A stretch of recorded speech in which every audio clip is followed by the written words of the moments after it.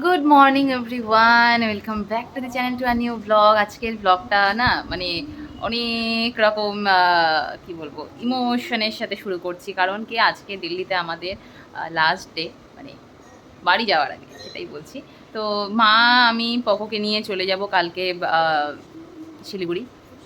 এইবার যে মানে খারাপ লাগতো না, খারাপটা লাগছে যেহেতু প্রীতম একা থাকবে টানা অনেকগুলো দিন। আমরা বেশ মানে বেশ কিছুদিন গিয়ে থাকবো। গরমটা বলতে গেলে ওখানেই কাটাবো। তো ওই আর কি যে এখানটাতে একসঙ্গে থাকলে কি কোনো টেনশনটা হয় না, যে হ্যাঁ যেভাবেই হচ্ছে না কেন, যাই হচ্ছে না কেন একসাথে হচ্ছে। এবার আমরা চলে যাব, আমাদের তো ওখানে ভালোই কাটবে, বাট প্রীতমের এখানটাতে একটু অসুবিধা হবে, কিন্তু কিছু করারও নেই, আমাদেরকে যেতেই হবে, কারণ প্রিয়ানের হাতে খড়ি আছে, ওর পাসপোর্ট, যেটা আমি আগেও বলেছিলাম পাসপোর্ট অ্যাপ্লাই করার বিষয় আছে।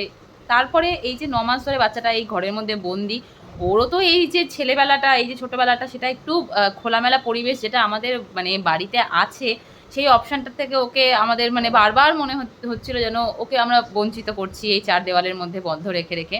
তো সেই জিনিসটাই, এরপর বড় হয়ে গেলে পরে স্কুল খুলে যাবে, তখন আর সময় পাবে না। এখন এই যে ওর এত গরু ছাগল ভেড়া সব কিছু দেখতে ভালোবাসে, যেটা এখানটাতে সেরকমভাবে দেখা যায় না, সেটা আমাদের বাড়িতে গেলে অপশানটা অনেক বেশি। তো ওর কথা ভেবেই মেনলি আমাদের একটু বেশি দিন থাকা।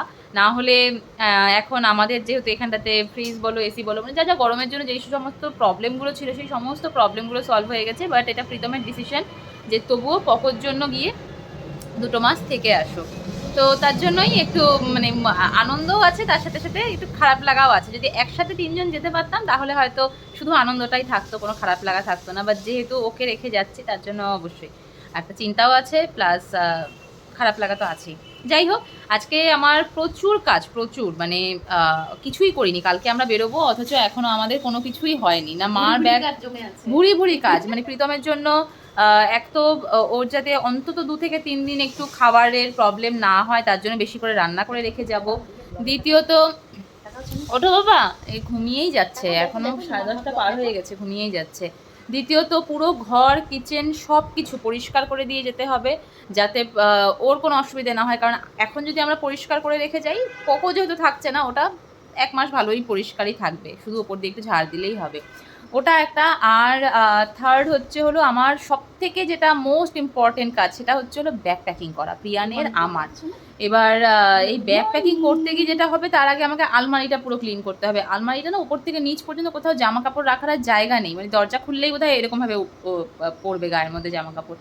ডেলি ভাবছি করবো করবো, করা হয়ে উঠছে না। আজকে যেভাবেই হোক আমাকে সব কাজ করতে হবে। আমাদের মানে ভোরবেলা থেকেই ফ্লাইট আছে। এবার সারাদিন ধরেই যতগুলো ফ্লাইট আছে সবগুলোতে ট্রাই করতে হবে। এতদিন পর্যন্ত প্রিয়ানের টিকিট দরকার হতো না, কারণ 2 বছর হয়নি। বাট আজ এবার থেকে প্রিয়ানেরও টিকিট লাগবে। প্রিয়ান নিজে একটা সিটে বসে যাবে। আমাদের তো ভাবলে পরেই কেমন একটা অবাক অবাক লাগছে না, এইটুকু বাচ্চা। তো যাই হোক, এবার ওই জন্য 3টে সিট একসাথে পাওয়াটাও একটা চাপের বিষয়। কি হবে জানি না, বাট আশা করছি যে সব ঠিকঠাকই হবে। তো চলো, সকালটা এখান থেকে শুরু করছি, দিনটা এখান থেকে শুরু করছি। আজকে কতটুকু ব্লগ শেয়ার করতে পারবো জানি না, কারণ কাজ আছে প্রচুর।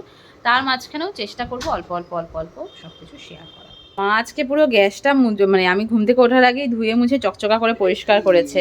আর এখানে একটু পকোর জন্য সুজি বানাতে বলেছিলাম, এক কড়াই সুজি বানিয়েছে, মানে আমাদের সবারই হয়ে যাবে এটা দিয়ে। যাই হোক, কম কম পোকো এত সুজি খায়, মানে একটা কোনো আইডিয়া নেই ছেলেটাকে দেখে। আমাদের জন্য বানিয়েছো? তাহলে ঠিক আছে। ও, তাহলে ঠিক আছে। কিশমিশ টিশমিশ ছিল, দিলে না তো, তাহলে ঠিক আছে। প্রীতম ব্রেকফাস্ট করে বেরিয়ে গেল অফিসের জন্য। এই যে চিকেন এনে দিয়ে গেছে, 2 রকমভাবে চিকেন হবে, ওর জন্য বেশি করে রেখে যাবো। এটা হবে মেথি চিকেন, এটা মা বানাবে। আর এই যে সব কিছু মশলা দিয়ে রেখেছি, এটা হবে নর্মাল চিকেন, এটা আমি এখন বানাবো। রান্না করতে জানা টাইম লাগে, জোগাড় যন্ত্র করতে তার ডবলের বেশি টাইম লাগে। এতক্ষণ ধরে মাংস তোর ধুয়ে টুয়ে ম্যারিনেট করে ফ্রিজে রেখেছিলাম। এই যত কিছু পেঁয়াজ আলু রসুন রসুন কাটতে কতটা টাইম লেগে গেল। তারপরে মিক্সিতে পেস্ট করলাম, এখন কড়াই বসিয়ে দিয়েছি। আমারটা আমি করে নেবো, আমি বেরিয়ে যাবো, তারপরে মা মেথি চিকেনটা রান্না করবে। তো ঝটাপট ঝটাপট করে নিই। আসার পর থেকে এখন মিক্সিতেই বেশিরভাগ কিছু পেস্ট করে নিই। আগে এরকম কাটা পেঁয়াজ দিয়ে করতাম, কাটা পেঁয়াজও দেবো, প্লাস এই যে পেঁয়াজ রসুন লঙ্কা আদা সব কিছু দিয়ে একটা পেস্ট বানিয়ে নিয়েছি। টমেটো দেবো, আলু বেশি করে দেবো, কারণ প্রীতম আলুটা ভীষণ ভালো খায়। কড়াই আমার গরম হয়ে গেছে। এখানটাতে আমার মাংস কষানো হয়েই গেছে। এইদিকে আমার ছেলে পাস্তা রাগি সব ফেলে একাকার করেছে, আর এখন গিয়ে টুকি দিয়েছে। টুকি পকো কই পকো কই পকো কই। এই আমার ব্যাকপ্যাকিং মোটামুটি হয়ে গেছে, ওখানে কিছু জিনিস আছে। আর ঘরের অবস্থা এই, পকো ঘুমিয়েছে, 3 ঘন্টা হয়ে গেল। ওরে সাবাস, পকো ঘুমিয়েছে বলতেই পকো উঠেও গেল। আর তোমার ব্যাকপ্যাকিং হয়ে গেছে মা? কি খাচ্ছ এখন? জলজিরাটা কত চেষ্টা করেও খুলতে পারলো না, এখানটাতে বসে বসে এখন ওয়াই ওয়াই খাচ্ছে। কিছুতেই এই প্যাকেটগুলো খোলাই যায় না, কিছুতেই খোলা যায় না, এত বেশি টাইট। কি করছো? ছিঁড়ে যায়নি, ওটা লাগানো যায়। মাম্মাকে দাও, মাম্মা লাগিয়ে দেবে। ছিঁড়ে যায়নি, দাও আমি লাগিয়ে দিচ্ছি। ছিঁড়ে যায়নি, এই যে লেগে গেছে, দেখেছো? আজকে সারাটা দিন যেটা বললাম, আমি চিকেন রান্না করলাম, মা মেথি চিকেন রান্না করলো, তারপরে ঘর পরিষ্কার করা, পুজো দেওয়া, পকোকে খাওয়ানো, ঘুম পাড়ানো, তারপরে ও ঘুমানোর পরে পুরো আলমারি ওপর থেকে নিচ পর্যন্ত পরিষ্কার করে ব্যাগ গুছালাম। আরও একটা ট্রলি নামাতে হবে, কারণ জিনিসপত্র মানে আটছে না।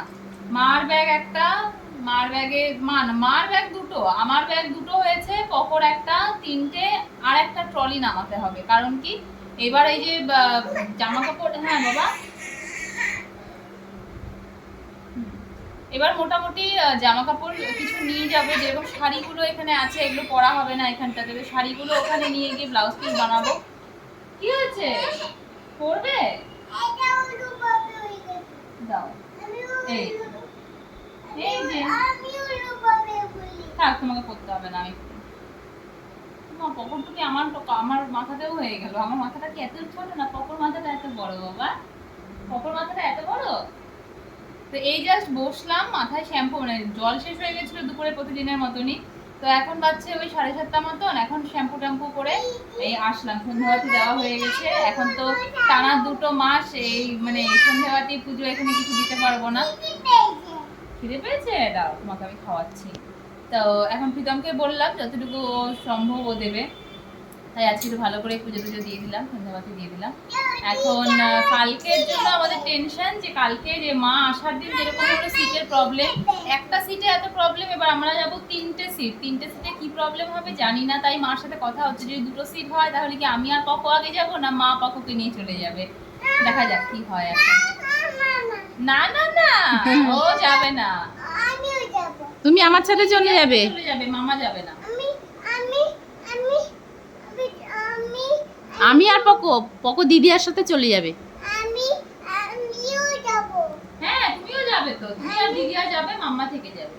2টো সিট থাকলে পকো দিদিয়ার সাথে চলে যাবে, মাম্মা থাকবে এখানে।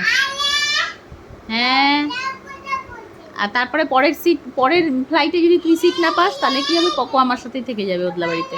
এই এখন আমি বেরোচ্ছি একটু বাইরে কিছু জিনিস আনতে, কালকের জন্য কুচকাচ কিছু ফ্লাইটে খাওয়ার জন্য জিনিস আনবো, দুধ আনবো, পায়েস বানাবো, চাল আনবো, এগুলোই দরকারি জিনিসপত্রগুলো আনার জন্য যাচ্ছি।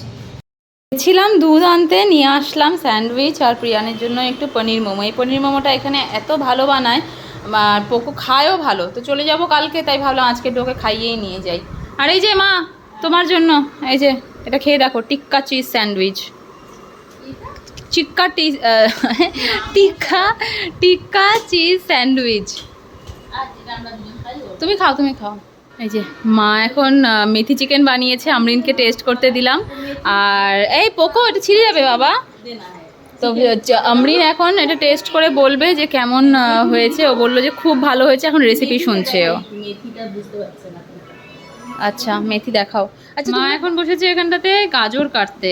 কেন? কারণ আমরা কালকে ফ্লাইটে ম্যাগি নিয়ে যাব, পোকলার জন্য, আমাদের জন্য, সবার জন্য। তাই এখন গাজর, ক্যাপসিকাম এগুলো সব কেটে মা বানাবে ম্যাগি, তাই তো। এই এখন আবার গিয়ে ম্যাগি নিয়ে আসলাম। এখানে মা বেগুন কেটে রেখেছে, লবণ হলুদ মাখিয়ে এখানে ম্যাগির জন্য মশলাপাতি রেডি করছে।